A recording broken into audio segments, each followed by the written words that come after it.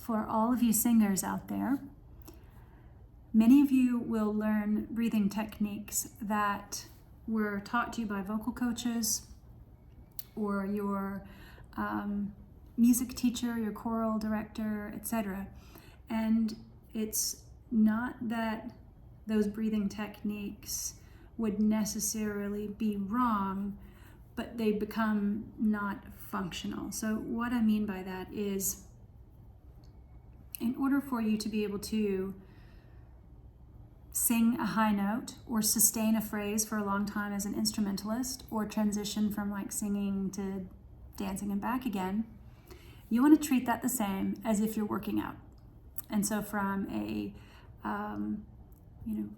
pelvic PT, voice physio person, why not make those the same thing?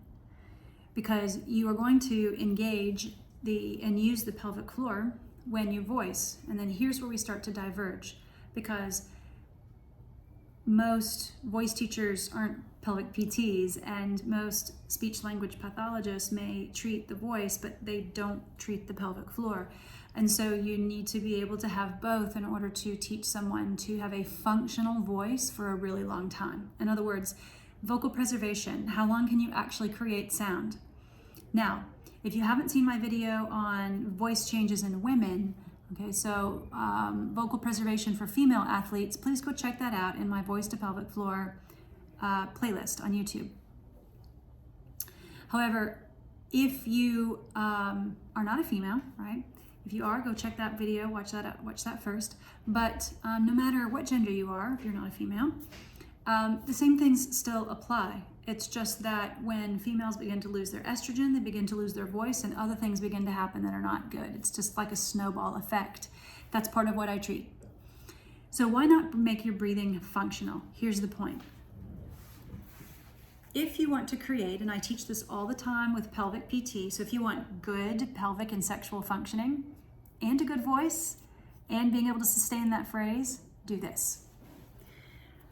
All right, so try, instead of breathing this way, see my chest lifting here? You just saw it. I'll do it again.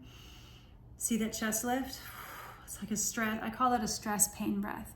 Instead of breathing this way, which flares your rib cage this way, I want you to breathe this way. Okay, so no chest breathing. That was just a short breath, so I'm going to do it longer now. Inhaling. No chest lift. Exhaling. Inhale. I'll do this, you'll see it a little bit better this time. Inhale. See how far my fingers separate? Exhale. All the way back together. So no orofacial tension, no chest rise, no chest heaving, no chest breathing.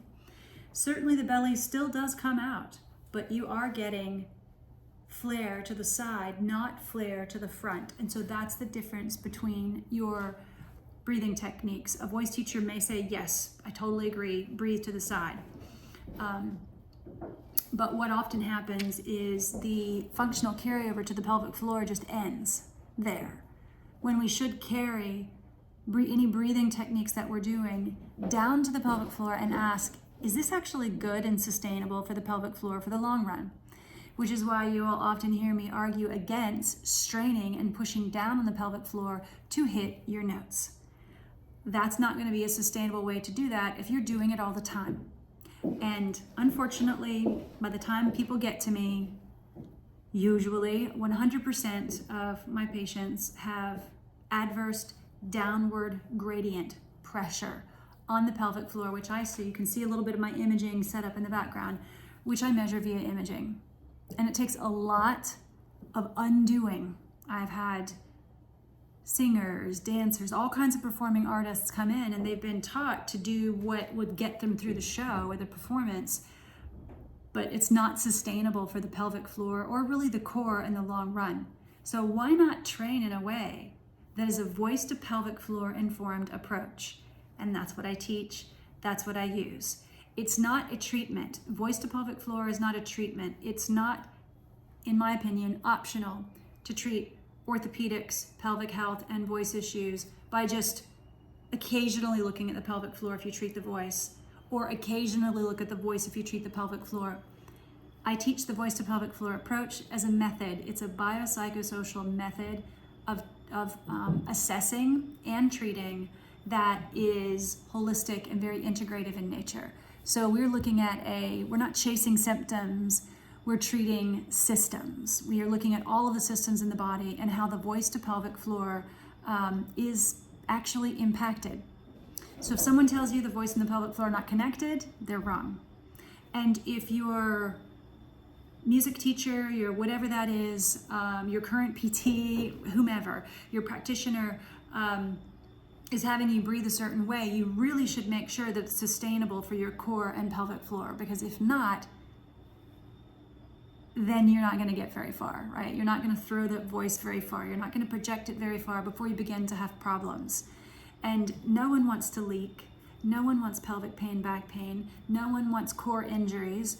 No one wants sexual dysfunction, right? Sexual dysfunction can mean anything from painful intercourse to premature ejaculation to erectile dysfunction, like all the things.